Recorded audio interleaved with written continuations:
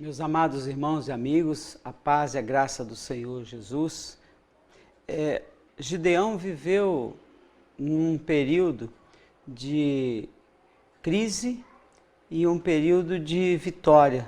Ele, no momento da sua vida, estava sendo oprimido pelos midianitas, estava malhando o trigo escondido e com o seu coração cheio de receio, cheio de dúvida, cheio de inquietações, como é muito próprio de todos nós num momento como esse, questionarmos, levantar alguns questionamentos com relação ao povo de Deus, se nós estamos nessa terra, se nós estamos orando, se nós estamos buscando. Há tanta gente crente que vai para os montes, que jejua e ora, e de repente tudo isso não evita que a calamidade chegue. Portanto, a nossa reflexão nessa tarde é em relação a Gideão, e eu gostaria de ler um versículo em Juízes, no capítulo 6, o versículo 12 e o versículo 13, que diz assim: Então o anjo do Senhor lhe apareceu e lhe disse: O Senhor é contigo, homem valente. Respondeu-lhe Gideão: Ai, Senhor meu, se o Senhor é conosco, por que nos sobreveio tudo isto? E que é feito de todas as suas maravilhas que nossos pais nos contaram, dizendo: Não nos fez o Senhor subir do Egito? Porém agora o Senhor nos desamparou e nos entregou nas mãos dos midianitas. O Gideão ele tinha uma crença de que quem tem fé, quem tem o DNA de Deus, são invencíveis. E tem um monte de texto que fala que a fé vence o mundo, fala dos heróis da fé que venceram guerras, que colocaram exército em fuga.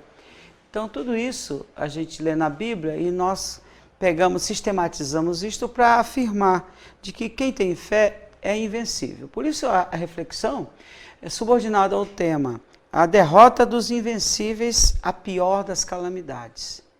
A hegemonia não existe. Altos e baixos faz parte da caminhada de quem crê. E nós hoje, coincidentemente, temos uma crença formatada sim, exaustivamente enfatizado nos púlpitos, nas orientações, de que nós temos uma motivação para orar, para ler a Bíblia, para frequentar os templos, para fazer as campanhas, para obter resultados. Nós temos uma crença de resultados. E Gideão estava numa crise tremenda, porque ele estava percebendo a incompatibilidade daquilo que ele cria e a realidade dura que ele estava vivendo no momento. E os questionamentos, o que está implícito na resposta de Gideão ao chamado do anjo do Senhor para libertar o povo é assim: implicitamente nós podemos dizer, fé é sinônimo de vitória. E é isso que está no nosso DNA, isso que está no nosso sistema de crença. Quem tem fé só vence. Segundo, quem é de Deus não sofre reverses na vida. Também essa é uma outra pregação enfática. Terceiro, lugares santos, com suas liturgias, nos protege de todo o agouro. Então, eu já ouvi tanta gente dizendo assim, porque você precisa ir para o templo, é o templo. E se você cumprir os rituais que o templo proporciona, você vai estar blindado de todas as invasões espirituais, você estará livre das infestações. Que calamidade na vida de um cristão é sinônimo de frieza, de falta de fé, de oração. Quando uma pessoa normalmente está passando por embate, está passando por dificuldade, existe um olhar pietista, dizendo o seguinte: esse é um coitado, ele não lê, também ele não ora, não se dedica, ele não cumpre com os rituais, por isso está passando por essa situação. E nós podemos voltar a Gideão. ele estava vivendo numa sociedade bipolar, no que diz respeito às prosperidades e às falências. Israel, no tempo de juízes, dependendo do juiz, eles venciam os inimigos indesejáveis e eram abençoados, ficavam prósperos. E quando eles prosperavam, ficavam orgulhosos, adoravam a deuses, se corrompiam, e aí eles viam o inimigo e invadiam. Então eles viviam essa situação permanente. Gideão tinha essa crise. Por que nós estamos passando por aperto? Por que o inimigo de Deus nos oprime? Também na contabilidade de uma espiritualidade triunfalista, vai dizer assim, quem é inimigo do povo de Deus nunca vai vencer. E aí quando você chega em Apocalipse, vê que a besta, os falsos profetas, eles venceram os santos, ou seja, decapitaram, oprimiram, mataram. Aí no juízo final é que há um desdobramento definitivo de tudo isto. Ok? Então a Gideão se achava invencível por ele ser de Deus. E nós queremos fazer essa reflexão nesse momento, partindo desses questionamentos de Gideão, com relação à presença de Deus, à ação de Deus, às alianças de Deus com o seu povo. E há um questionamento muito contemporâneo, se Deus está conosco, e a gente usa textos assim, fora de contexto, se Deus é por nós, quem será contra nós? Quem escreveu isso foi o apóstolo Paulo. No entanto, o apóstolo Paulo passou a maior parte do seu tempo preso, perseguido, sequer casou porque não tinha tempo. E, além do mais, o apóstolo Paulo pediu 3 vezes para ser curado e não teve resposta. Aliás, ele teve uma resposta, foi um sonoro não, porque a minha graça te basta, porque o meu poder se aperfeiçoa na tua fraqueza. E Gideão, ele, nos questionamentos, pela ordem, primeiro ele vai colocar dúvida da presença de Deus no meio do seu povo. A resposta é muito clara quando diz assim, se o Senhor é conosco, e aí vem os desdobramentos. A questão é a seguinte, se o Senhor é conosco, nenhum mal pode nos acontecer. Se o Senhor é conosco, há evidência de prosperidade, de superação. Se o Senhor é conosco, nós aprendemos que o mar se abre, tudo acontece de uma maneira poderosa e nós jamais seremos abatidos por qualquer coisa. Então, uma vez que ele estava passando por uma dificuldade, a questão era, está ou não o Senhor conosco? Essa é uma crise que nós ouvimos quase que diariamente, acho que Deus não me ama mais, pastor, eu acho que Ele nos abandonou. Por que você está dizendo isso? Porque a minha vida está difícil, porque as coisas estão emperradas, os negócios estão indo ruim, e normalmente, quando a gente ouve, é assim, ou Deus não está conosco, ou eu não estou com Deus. O fato é que está tendo um vácuo, está tendo um vazio nessa relação da criatura com o Criador. A presença de Deus não se evidencia por resultados. Nós vamos falar um pouco mais sobre isso. Mas a presença de Deus é garantia, é promessa que fez Abraão. Também nós vamos ver isso daqui a pouco. Bom? Então, esse é o primeiro questionamento. A gente vê o mundo do jeito que está e a pergunta que paira, onde é que está Deus em tudo isso? Onde é que está Deus no meio desse caos, das guerras? Onde é que está Deus no ambiente de Segunda Guerra Mundial, por exemplo? Onde é que está Deus num sistema de escravidão? Onde está Deus numa sociedade avessa aos valores dos céus? E Gideão tinha essa explosão na alma. Onde está Deus? Está o Senhor conosco ou não? E quando ele faz essa pergunta para o anjo, é como se ele estivesse perguntando, prove se ele está realmente conosco. porque eu não consigo ver compatibilidade da presença de Deus com o que nós estamos vivendo. Essa é a questão. É isso que é colocado. Segundo, ele coloca dúvida das ações de Deus. Além dele duvidar da presença, agora ele está duvidando das ações. Quando ele diz, por quê? Por que nos sobreveio tudo isso? E aí nós vamos lá para o Novo Testamento e encontramos as irmãs de Lázaro fazendo a mesma pergunta para o Senhor Jesus. Quando Lázaro morre, quando Jesus volta para ressuscitá-lo. Mas antes disso, a Maria e a Marta, elas dizem, se o Senhor estivesse aqui, ele não teria morrido. É um questionamento da presença, mas também um questionamento das ações.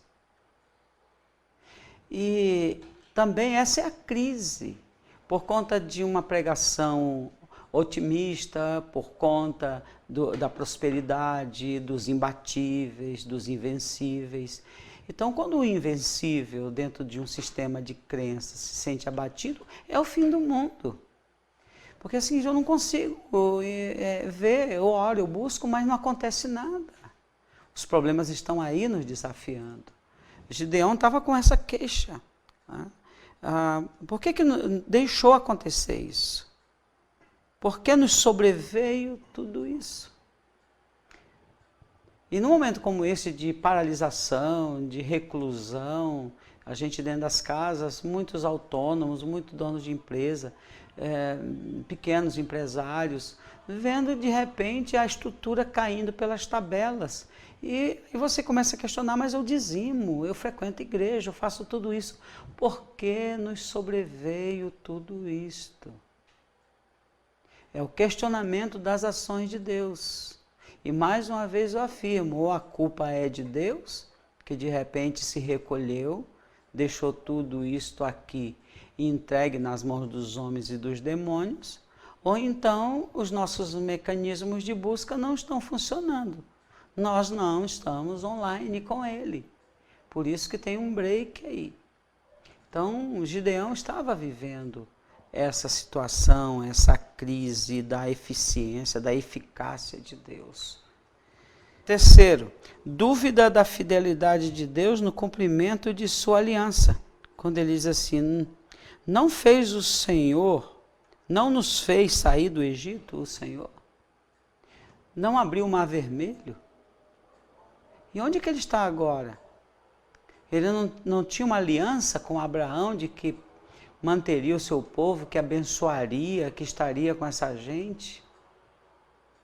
E eu, sinceramente, não estou vendo essa evidência agora. Então, estava questionando a fidelidade de Deus no que diz respeito à sua aliança. Olha, nós somos abençoados pela aliança a Abraão, que se concretizou em Cristo, a nova aliança. Somos salvos na aliança, no sangue. Nós não somos salvos pelos nossos méritos, pelas nossas produções, pela quantidade de culto que você já frequentou, pelos livros bíblicos que você já leu, nada disso. Nós somos salvos pela graça, e a graça é favor imerecido. E a graça é a fidelidade de Deus ao que Ele prometeu para Ele mesmo, a fidelidade consigo. E nós somos o quê? Fruto do penoso trabalho de sua alma, nós somos lavoura de Deus, nós somos resultado da aliança que Ele fez consigo mesmo, de uma maneira unilateral. E é interessante que a gente encontra hoje slogans dizendo, escrito assim, Deus é fiel. Dá a impressão de que Deus é fiel comigo, nos meus negócios. Deus ele faz a parte dele, eu faço a minha. Eu produzo coisas boas para Ele e Ele é fiel em me retribuir. É quase que uma relação de patrão e empregado. E tudo isto, no momento de calamidade, cai por terra. A calamidade, entre tantos benefícios, traz exatamente isso. Humanidade, quebra de paradigmas, de crenças absurdas, do imbatível, do invencível, do super-homem, do super-crente, essas coisas todas. o Senhor nos desamparou e nos entregou nas mãos dos midianitas. E é interessante que a gente percebe que o fracasso sempre é atribuído a Deus. As vitórias são atribuídas à nossa consagração. E quando de repente as coisas não acontecem de maneira como nós esperávamos, Deus é o autor do meu fracasso. E o que Ele está querendo com isto? E o que a gente aprende com tudo isso? Quais são as conclusões que podemos tirar das queixas do invencível que se encontrava em derrota, que se encontrava em opressão? É claro que o desdobramento de Gideão, ele conquistou a vitória, é um chamado, mas eu estou focado nessa crise existencial, nessa crise de crença de Gideão diante do revés, diante da calamidade. As conclusões que nós podemos tirar são as seguintes: Deus não responde às queixas dos homens. Você pode ler na Bíblia inteira, de Gênesis a Apocalipse, Deus não se presta a responder questiúnculas do tipo, por que estamos aqui? Por que estamos vivendo? Não adianta você fazer essa pergunta, porque Ele não responde queixas. A resposta de Deus é muito mais ampla. Aí você pergunta por que Ele não responde às nossas queixas? Porque Ele responde com ações, e as ações de Deus, elas estão muito acima das nossas compreensões. Entenda que Ele diz assim, o que eu faço, você não vai entender agora. Já que você não vai entender agora, eu não vou perder tempo te dando explicação, porque isso e aquilo está acontecendo. E não adianta a gente colocar palavras na boca de Deus com relação ao coronavírus. Não adianta fazer apocalipse, não adianta nada.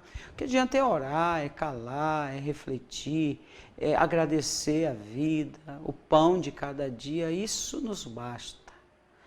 Segunda reflexão que a gente pode fazer da crise do invencível Gideão, é que a presença de Deus no nosso meio não se define tão somente pelas suas ações. Ok? Está o Senhor ao nosso lado ou não? Mas qual é a referência da presença de Deus na vida daquele que crê? Nós aprendemos que a relação que Deus estabelece com o seu povo é parental, é filial, muito mais do que empreendedora. Por isso eu não preciso questionar o meu Deus porque Ele faz ou deixa de fazer, mas simplesmente ter a alegria de chamá-lo Abba Pai. Portanto, a presença é relacional, é constante, é baseado em confiança plena de que Ele está ao nosso lado. E o apóstolo Paulo, ele chega a dizer assim, se eu vivo para Deus. Se eu morro para Deus. Eu não estou na crise das perguntas, das queixas. A crise que eu preciso ter na minha alma diz respeito ao meu pecado, à minha transgressão.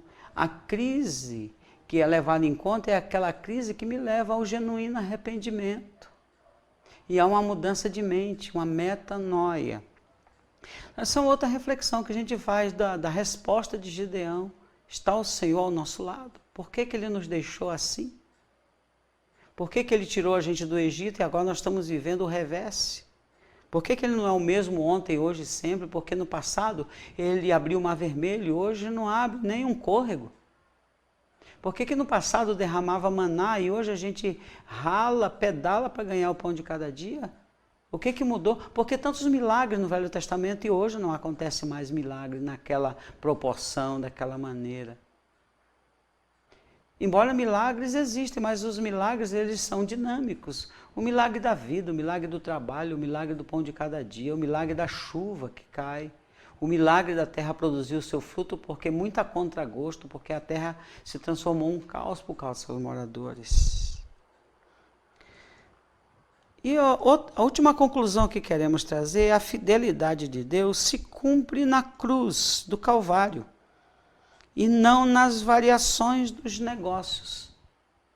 do cristão, do crente, daquele que crê.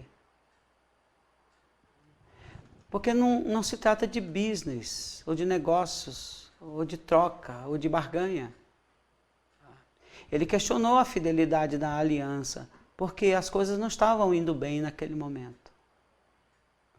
E aí, a gente percebe tanta gente afastado, não de templos, mas afastado da fé, frios, andando na contramão, pegando o bonde errado, desviando para a direita ou para a esquerda, porque essa queixa tem levado muita gente para o buraco, simplesmente por não entender dimensões maiores da nossa espiritualidade.